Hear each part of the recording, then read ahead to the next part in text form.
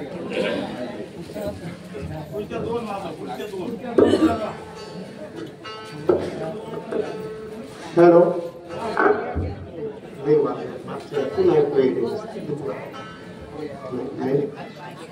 Hello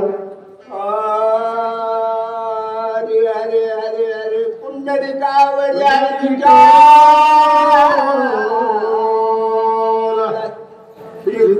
Dnyandev Tukaram Ramchandra भगवान जय बजरंग बली हनुमान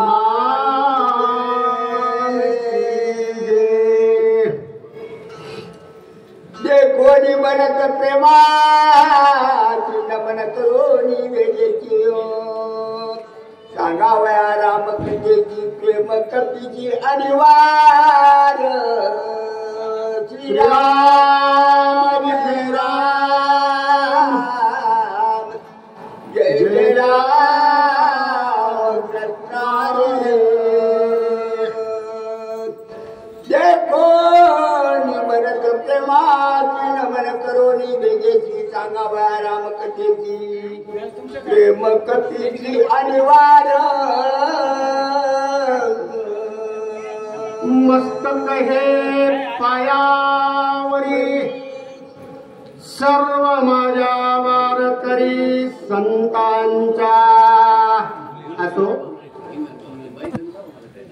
बोलू नका मामा कथेचा कथाभाग ग्रंथ करते वर्णन करतात कथाभाग नंदीग्रामाच्या ठिकाणी चालू आहे महाराज हनुमंतरायानं काय पाहिलं म्हणतात ग्रंथ करते देखो नि भरत प्रेमासी भरताचं प्रभू रामचंद्रावरच प्रेम पाहिलं कारण आतापर्यंत हनुमंतराया मनात म्हणू लागले मी भाऊ पाहिली बरं का म्हणले जेवढे जेवढे भाऊ पाहिले म्हणले भावाला रामायण ऐकलंय ना भावाला मारणारे पाहिले म्हणजे पहिला सुग्रीव वालीला मारलं आणि दुसरा विभीषण पण हे तिसरा पाहिला म्हणले भावासाठी जीव देणारा यालाच रामायण म्हणतात हेच आपल्याला शिकायचंय म्हणून हनुमंतरायानं सांगितलं मनाच्या ठिकाणी विचार केला की भरताचं प्रेम बघून रामकथा सांगण्यासाठी मनाच्या ठिकाणी निर्धार केला म्हणे राम अनुभव जगे राम रूप जेकणे बडतो लंघन केली गडे पुन्हा ग्रंथकर्त्यांनी सांगितलं की कथा पुन्हा सांगावी बर का आम्ही ह्या पात्र आहेत का वळीच्या आहेत का नाहीत महाराज काय म्हणणार हनुमंतराया आम्हा करणे हेच काम आणि बीज वाढवावे नाम आमचा जन्मच याच्यासाठी झालेला म्हणू लागला हनुमंतराया की प्रभू रामचंद्राचा कथेचा विस्तार करायचा असा मनाच्या ठिकाणी विचार करून आणि भरतानं काय मागितलं म्हणले धन्यवाद मागितली होती का हनुमंतरायाला काय मागितलं होतं रामाचं चरित्र काम मग जे आम्हाला काम करायचंय तेच काम इथं बी करायचंय म्हणले म्हणून असा मनाच्या ठिकाणी निश्चय केला की भरताला कथा सांगायची आणि गावबा महाराजांनी काय केलं त्यांना बी माहित आहे तुम्ही काही शक्तीला दररोज येत नाही आणि आम्ही बी काही दररोज जात नाही म्हणजे आमच्यावर केलेली कृपा आहे महाराज की सगळ्यांना लघु रामायण ऐकाय भेटायलंय जर हे अध्याय केला तर सगळ्याला रामायणाचं पुण्य लागेल कुठून अविद्याकांड असेल की अरण्यकांडापासून जिथून राम वनवासाला गेले तिथून चित्रकूट पर्वतापासून कथा आतापर्यंतची कथा ऐकाय भेटणार आहे सर्व माता भगिनींना विनंती की कान उघडे ठेवून कथा ऐका आणि या ज्ञानामृताचा लाभ घ्यावा बंधुजा कथा रामाचा कोई रामजाचा केवी उलंगू याची वाचा लावीन कथेचा अन्वय मनाच्या ठिकाणी हनुमंतरायाचा दृढ दृढ निश्चय झालेला आहे. कुठलंही कार्य करत असताना मन तुमचं दुःखित नसलं पाहिजे. मनानं दृढ संकल्प केला पाहिजे, हे कार्य करीन मी. तसा हनुमंतरायाने विचार केला की कथा सांगायची, त्याला बी कारण नाही म्हणले. हा समोरचा व्यक्ती जे आहे माझ्या स्वामीचा भाऊ आहे म्हणले. जसा मला प्रभू रामचंद्र पूजनीय आहे तसाच म्हणले भरत देखील वंदनीय आहे. तो देखील माझा स्वामी आहे. म्हणून कथा कर्मानं सांगावे. गावदान कुटीर नंदना देऊनी तुम्हाची समाधान उदार गमन मांडी देव. महाराज हनुमंतरायानं कथेचा भाग सांगण्यासाठी सुरुवात केली. म्हणजे सांगताना सांगितलंय की भरता, स्वामी भरता सावध व्हा म्हणले. आणि ग्रंथ करते तुम्हाला आम्हाला सांगायले. कथा चालू झाली या, मनानं इकडे या, कानं इकडे ठेवा आणि कथा ऐका म्हणू लागले. ए भरता ऐक, चित्रकूट पर्वताच्या ठिकाणी तुम्हाला प्रभू रामचंद्रानं वाल्मिक मुनीच्या सांगण्यावरून तुमचं समाधान केलं आणि तिथून पुढं तुम्ही अयोध्येला गेल्यानंतर प्रभू रामचंद्रानं वनात गमन केलं.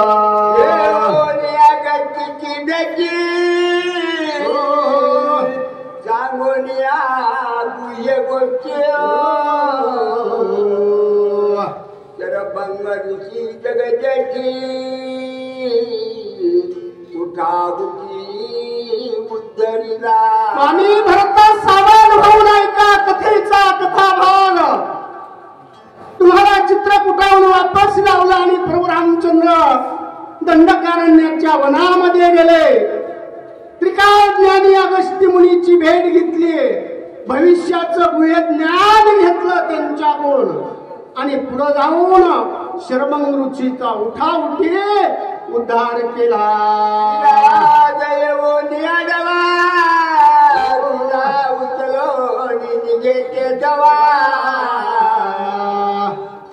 रामे करोनी बांधला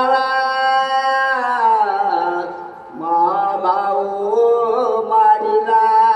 पुढे वनात मार्गक्रमण करीत असताना घनघोर असं अभयारण्य लागलं. त्या ठिकाणी प्रभू रामचंद्र पुढे पाठीमाग लक्ष्मण महाराज आणि त्याच्या पाठीमाग सीता माता चालत असताना विराट नावाच्या राक्षसानं हरण केलं. आडवं येऊन आणि सीतेला घेऊन जाऊ लागला.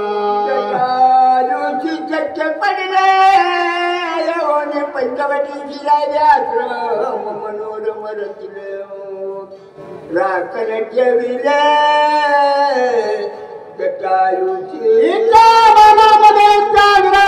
प्रभू रामचंद्रांना वध केला आणि पंचवटीच्या ठिकाणी पर्णकुटी बांधली. राजा दशरथाचा मित्र जटायू त्याच्याशी मित्राचार झाला आणि तो पर्णकुटीचा सेवक घरटीकार झाला. असे कथेचा कथाभाग हनुमंतराया नंदीग्रामाच्या ठिकाणी स्वामी भरतजीला सांगता. वनविहाराची मारिले कंबराची गुरपणका माता होय त्याची लक्ष्मणाची चळू आले. कथेचा कथाभाग हनुमंतराया सांगता. स्वामी भरता दिवसा मागून दिवसा लोटत असताना एक दिवशी लक्ष्मण महाराज फळ आणण्यासाठी वनामध्ये गेले आणि वनामध्ये फळ तोडत असताना अचानक हातामध्ये काळखड्ग नावाचं शस्त्र हातात आलं. महाराज शस्त्र बघितलं, मोह आवडला नाही लक्ष्मण महाराजाला आणि त्या शस्त्राची दहार चुकवण्यासाठी त्या जाळीवर मारल्याबरोबर त्या जाळीच्या खाली वारुळ होतं. वारुळामध्ये शूर्पणखेचा मुलगा सांब तपश्चर्या करू लागला आणि त्या शस्त्राच्या वारानं त्याचं मुंडकं धडा वेगळं झालं आणि तो माता शूर्पणखेच्या स्वप्नात गेला लंकेत असताना. तिला दुसरीचं स्वप्न पडलं आणि ती त्या ठिकाणी जनस्थानाच्या ठिकाणी आली. पाहिलं लक्ष्मण महाराजाला आणि त्याचं छळन करू लागले.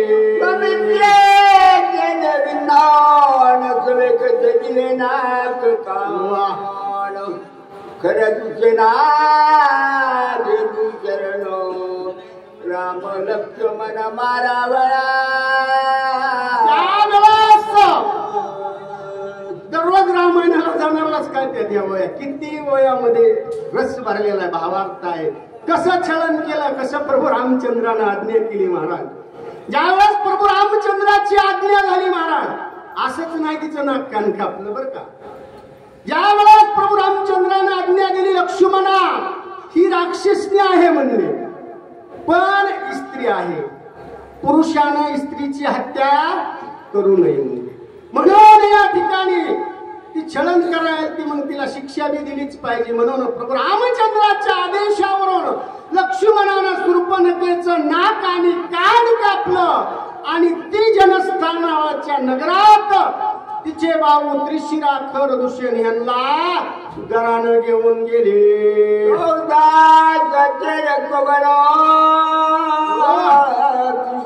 आणि खरं दुसऱ्या श्रीराम लक्ष्मण आपण दारुण रण करू आले. त्यावेळेस पाहिलं खरं आणि दुष्यनानं की शूर्पणखेचा अपमान झालेला आहे. एका मनुष्यानं आमच्या भगिनीचं नाक आणि कान कापावं, त्याचा सूड घेण्यासाठी त्रिशिराखर दुष्यन आणि 14,000 सैन्य प्रभू रामचंद्राच्या पर्णकुटीवर प्रभू रामचंद्र लक्ष्मण युद्ध करण्यासाठी चालून आले.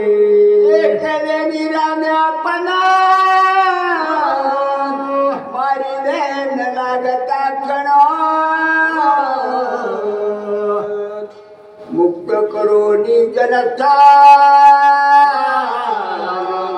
विजादान तिथले. काय बोलावं स्वामी भरता, तुमचा बंधू प्रभू रामचंद्राचा प्रकाश प्रताप म्हणले. एक प्रभू रामचंद्रानं पदाहाती 14,000 रक्षगण आणि त्रिशिराखर दूषण शन म्हणले. डोळ्याची पापणी खाली लवत नाही तोपर्यंत सगळ्यांचा नायनाट केला.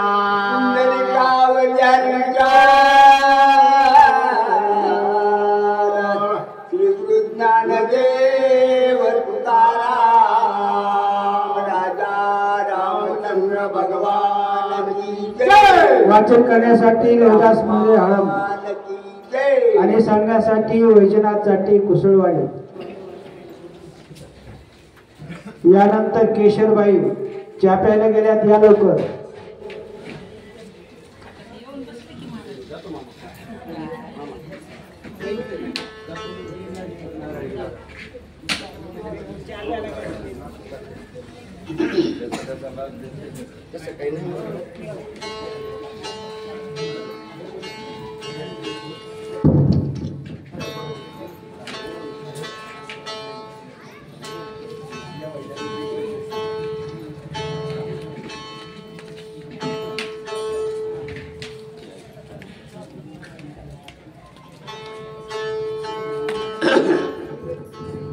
हरी हरी कुंडलिकावर हरी विठ्ठल श्री ज्ञानदेव तुकाराम रामकृष्ण हरी. ऐकून याते माता तळमळी लंकानाथ सीता हरणाशी उद्धत शरणार्थ करू आला. मंडळी लक्ष्मण शक्तीचे 6वा अध्याय. महाराज कथा सांगत आहेत, 2 भक्ताचा संवाद आहे. हनुमंतराय कथा सांगू लागले.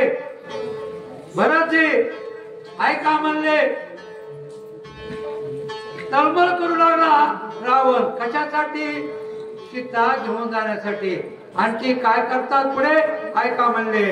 मृग वेश दिदला मारितासी बरं देखता सीता उलासी त्वचा मागे कांतोळीसी श्रीराम त्याची मारू गेला. चरित्र आहे अरण्यकांडामध्ये कथा भरपूर. दररोज रामायण ज्याला ऐकायचंय त्याला कथा ऐकतात येत्या. आता शक्तीमध्ये ओघात असत्या. मारीच्याचं आणि रावणाचं 3 आद्य भाषण आहेत. 3 आद्य मंडळी अरण्यकांडामध्ये 13वा 14वा आणि 15वा द्या. आता मी ज्याचं सांगत नसतोय का तर इथं शक्ती असत्या. पण चरित्र सांगू लागले. मग मारीच्या वेळ दिला. मारीच्यानं सर्व कार्य केलं. काय केलं पुढे. मायेचा मृग निघे बाहेरी बरं बरं बरं राम करुणी नेला दुरी